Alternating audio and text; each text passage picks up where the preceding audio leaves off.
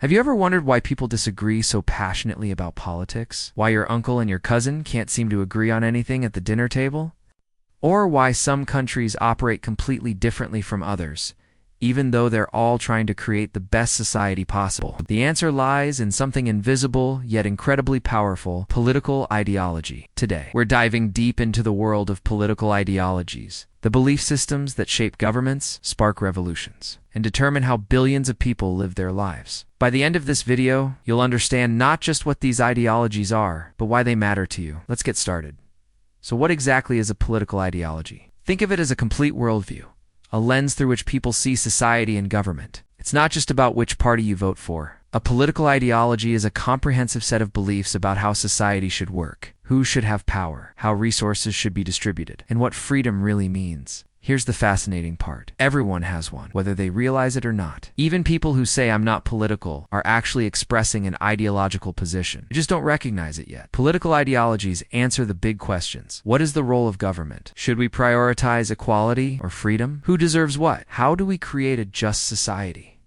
And here's where it gets interesting. Throughout history, different answers to these questions have led to dramatically different societies. Some have created unprecedented prosperity. Others have resulted in catastrophe. Understanding these ideologies isn't just academic. It's essential to being an informed citizen in our complex world. Before we dive into specific ideologies, we need to understand the political spectrum. You've probably heard terms like left-wing and right-wing, but where do these come from? The terms originated during the French Revolution. In the National Assembly, supporters of the king sat on the right, while revolutionaries sat on the left. This simple seating arrangement gave us a metaphor that's lasted over 200 years. But here's the catch. The political spectrum isn't actually a straight line. It's more like a multi-dimensional space. Some political scientists use a two-axis model, with economic issues on one axis and social issues on another. Others use even more complex models. For our purposes today, we'll explore the major ideologies along a simplified spectrum from left to right. Ready? Let's meet the major players. Starting on the far left, we have socialism and communism, ideologies that fundamentally question private ownership. And capitalism,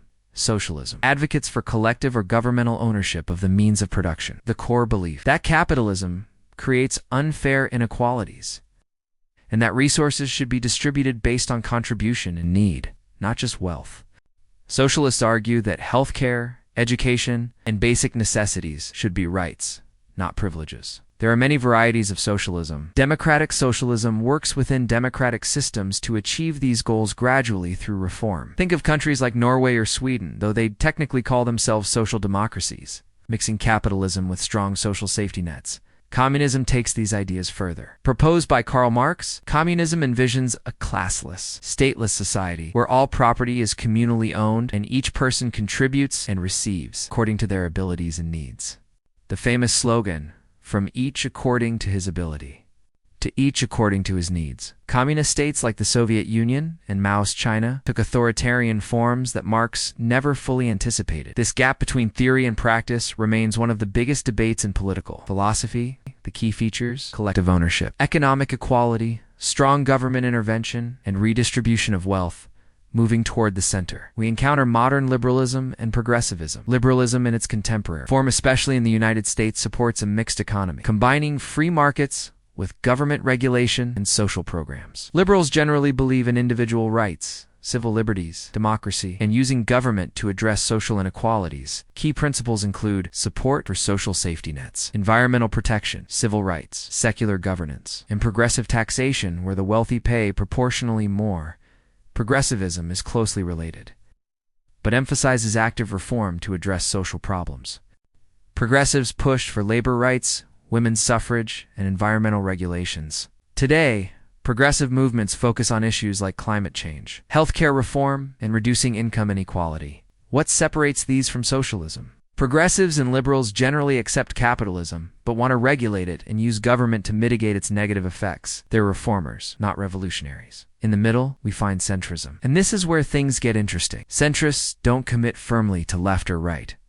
Instead, they evaluate each issue individually, often supporting free markets on economic issues while backing social programs where they see market failures. They're pragmatists. more interested in what works than ideological purity. Critics from both sides often accuse centrists of being indecisive or lacking principles, but centrists would argue they're simply being reasonable, taking the best ideas from multiple perspectives without ideological blinders. In many democracies, centrist parties or politicians act as crucial bridges between the left and right, making compromise and governance possible. Moving right of center, we encounter conservatism, one of the most influential ideologies globally. Conservatism emphasizes tradition, stability, and gradual change over radical reform. The father of modern conservatism, Edmund Burke, argued that societies, institutions, traditions, and practices evolved over centuries and contain wisdom that shouldn't be carelessly discarded. Key conservative principles include limited government intervention in the economy, free markets, individual responsibility, traditional social values, strong national defense, and respect for established institutions like family, church, and community. Economic conservatives, often called fiscal conservatives, prioritize low taxes, reduced government spending, and minimal regulation. They argue that free markets create prosperity better than government planning. Social conservatives emphasize traditional moral values, often rooted in religious belief. Concerning issues like family structure, education, and cultural norms, it's crucial to note that conservatism varies dramatically across countries. A conservative in Europe might support universal health care, while an American conservative typically opposes it. The traditions being conserved depend on each nation's history. Further right, we find ideologies that take certain conservative principles to their logical extremes. Libertarianism maximizes individual liberty above all else. Libertarians want minimal government involvement in both economic and personal life. Their motto might be, do whatever you want, as long as you don't hurt anyone else. Libertarians oppose most government regulations, advocate for free markets with minimal intervention, support civil liberties, including drug legalization and free speech absolutism, and some even question the need for public schools or government roads. Think of libertarianism as maximum freedom, minimum government.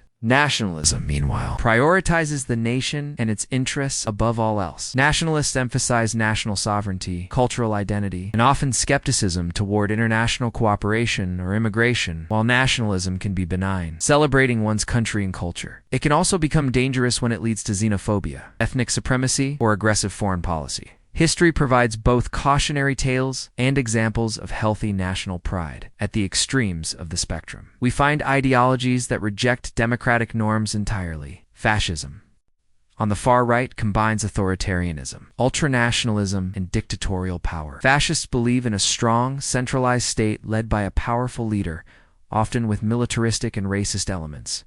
Historical examples include Nazi Germany and Mussolini's Italy, regimes that brought unprecedented destruction. Fascism rejects individual rights in favor of the state, suppresses opposition violently, scapegoats minority groups, and pursues aggressive expansionism, anarchism, which can exist on both far left and far right, rejects all forms of hierarchical authority and involuntary government. Anarchists believe humans can organize themselves voluntarily, without states or rulers.